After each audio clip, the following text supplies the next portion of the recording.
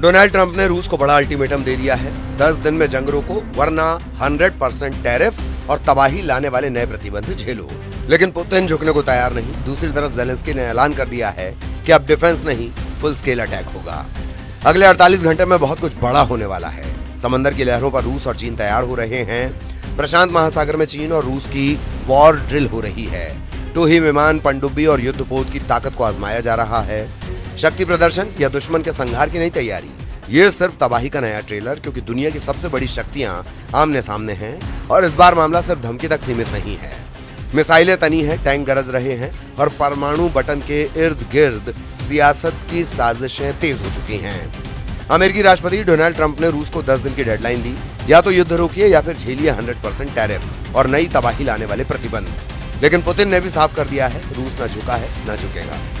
4 यूक्रेनी इलाके Donetsk, Luhansk, Zaporizhzhia और खेरसोन पर कब्जा पुतिन का मिशन है। इस मिशन को रोकने की कोशिश को वो सीधा रूस की संप्रभुता पर हमला मानते हैं।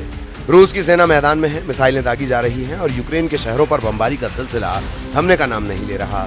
कीव की सड़कों पर मलबा है और आसमान में सिर्फ धमाकों की आवाज सुनाई दे रही है। ट्रंप कहते हैं कि अगर पुतिन नहीं माने तो चीन और भारत जैसे देशों पर भी असर पड़ेगा, क्योंकि रूस का तेल खरीदना अब सस्ता नहीं रहेगा। लेकिन पुतिन को फर्क नहीं पड़ता। उनका कहना है कि अमेरिका चाहे जितनी अकड़ दिखा ले, रूस अपने लक्ष्य से पीछे नहीं हटेगा। इस महायुद्ध के ट्रेलर में अब एंट्री हो रही है ट्रंप के स्पेशल एनवॉय स्टीव विटकॉफ की, जो रूस पहुंचे हुए हैं। गर्मजोशी के साथ पुतिन से उनकी मुलाकात हो चुकी है। रूस के राष्ट्रपति व्लादिमीर पुतिन ने क्रेमलिन में राष्ट्रपति डोनाल्ड ट्रंप के विशेष दूत विटकॉफ से मुलाकात की। ये मुलाकात व्हाइट हाउस से रूस को यूक्रेन से समझौता करने या गंभीर आर्थिक परिणामों का सामना करने के लिए दी गई समय सीमा से कुछ ही दिन पहले हुई है। इसका मतलब रूस की अर्थव्यवस्था को नुकसान पहुंचाने के लिए ज्यादा प्रतिबंध या चीन और भारत समेत उन देशों पर और टैरिफ लगाना हो सकता है जो रूस का तेल खरीदना जारी रखते हैं। लेकिन सवाल है कि क्या बातचीत से हल निकलेगा या फिर दुनिया एक और बड़े युद्ध की तरफ बढ़ रही है। रूस ने परमाणु मिसाइलों पर लगी मोराटोरियम को भी खत्म कर दिया है, यानी अब मिड रेंज न्यूक्लियर हथियारों की तैनाती का रास्ता खुल गया है और यही है वो मोड़ जहां से इतिहास बदल सकता है। पुतिन का मानना है कि रूस जीत रहा है और अगर चारों क्षेत्र पूरी तरह कब्जे में आ जाएं, तो वो इसे अपनी जीत का ऐलान मानेंगे। लेकिन ट्रंप का कहना है कि अब बहुत हो गया, ये बमबारी बंद होनी चाहिए।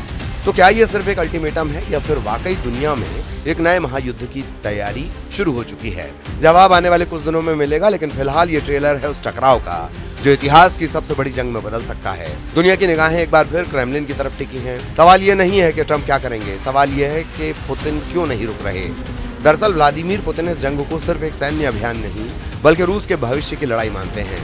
3 साल से ज्यादा हो चुके हैं इस युद्ध को और अब जब रूस को कुछ जमीनी बढ़त मिली है, पुतिन पीछे हटने को तैयार नहीं। 4 यूक्रेनी क्षेत्रों डोनेट्स्क, लुहांस्क, जापोरिजिया और खेरसोन को रूस अपना हिस्सा मान चुका है। ये उसके ग्रेटर रशिया के सपने का हिस्सा है और पुतिन अब पीछे हटेंगे तो न उन्हें सेना माफ करेगी न जनता। क्रेमलिन के भीतर की जानकारी देने वाले सूत्रों के मुताबिक पुतिन को भरोसा है कि अमेरिका अब रूस पर ज्यादा कुछ नहीं कर सकता। पिछले सैकड़ों प्रतिबंध झेले जा चुके हैं, $300 अरब से ज्यादा की संपत्तियां फ्रीज की जा चुकी हैं, लेकिन युद्ध नहीं रुका।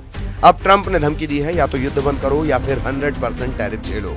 और सिर्फ रूस ही नहीं, चीन और भारत जैसे देशों पर भी असर पड़ेगा, क्योंकि वो रूस से तेल खरीदते हैं। लेकिन रूस कह रहा है कि अमेरिका अब कुछ नया कर ही नहीं सकता, जो करना था कर लिया। और पुतिन का भरोसा इसी सोच पर टिका है कि अमेरिका सिर्फ धमकियां देगा, कार्रवाई नहीं। एक और अहम बात यह है कि पुतिन पश्चिम से बेहतर रिश्ते चाहते हैं, लेकिन उनका युद्ध लक्ष्य उससे भी ऊपर है। उनका मानना है कि अभी अगर युद्ध रोका गया तो रूस की जीत अधूरी रह जाएगी।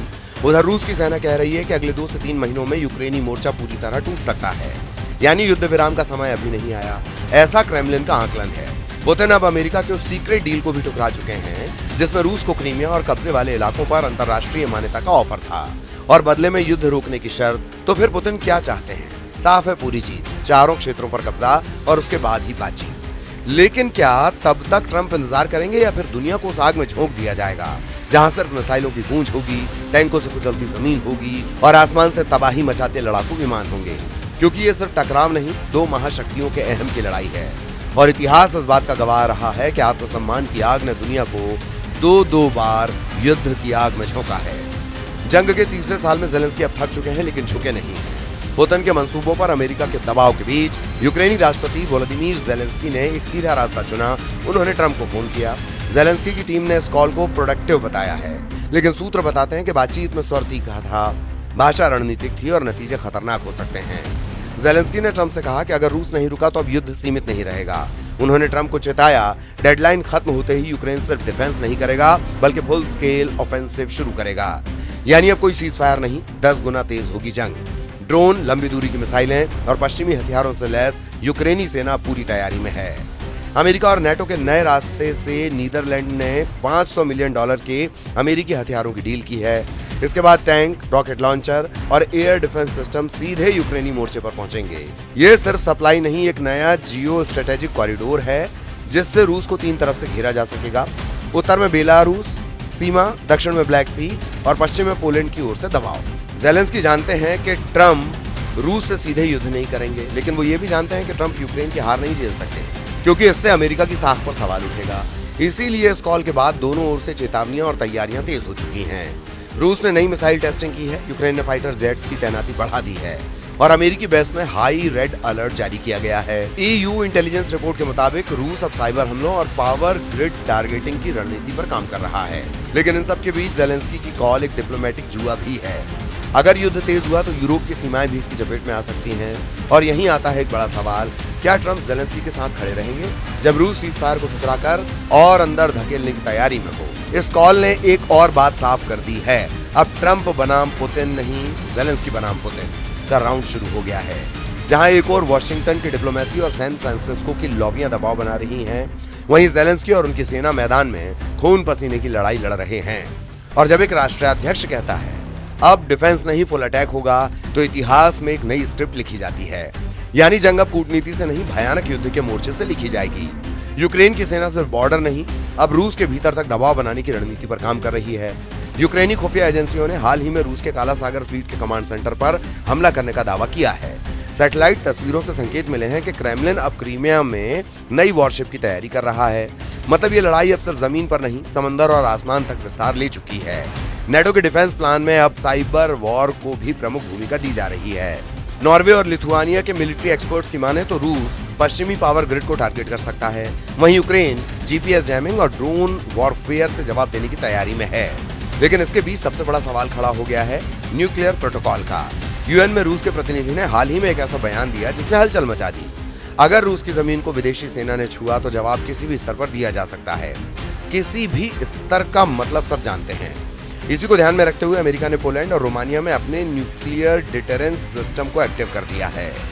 और इसी बीच जापान और दक्षिण कोरिया में भी अलर्ट लेवल बढ़ाया गया है। अमेरिका ने पहले ही अपने B-2 स्पिरिट स्टेल्थ बॉम्बर्स को इंडो पैसिफिक रीजन में शिफ्ट कर दिया है। ईरान के खिलाफ हुई 12 दिन की जंग में अमेरिका बंकर बस्टर बमों का इस्तेमाल भी कर चुका है। यही नहीं, अमेरिका और साउथ कोरिया के मरीन ट्रूप वॉर ड्रिल में हिस्सा ले रहे हैं। केमिकल हमले और दुश्मन की घुसपैठ से बचने के पैंतरे आजमाए जा रहे हैं। यानी एक यूरोपीय युद्ध की आंच अब एशिया के समुद्रों तक पहुंच चुकी है। चीन ने इस पूरे घटनाक्रम पर आधिकारिक चुप्पी साधी है, लेकिन शंघाई सहयोग संगठन की बैठक में रूस के पक्ष में बयान दिया गया। भारत ने एक बार फिर युद्ध विराम की अपील की है, लेकिन अब उसकी कूटनीति की विश्वसनीयता भी दांव पर है, क्योंकि अगर अमेरिका रूस पर नए टैरिफ लगाएगा तो भारत की ऊर्जा नीति पर सीधा असर पड़ेगा। रूस से मिलने वाला सस्ता तेल महंगा होगा और पश्चिमी दबाव भारत पर कूटनीतिक संतुलन बनाना और मुश्किल करेगा। अंतर्राष्ट्रीय बाजार में ब्रेड क्रूड $125 प्रति बैरल तक पहुंचने की आशंका IMF की रिपोर्ट के मुताबिक यूक्रेन संकट वैश्विक मंदी का कारण बन सकता है।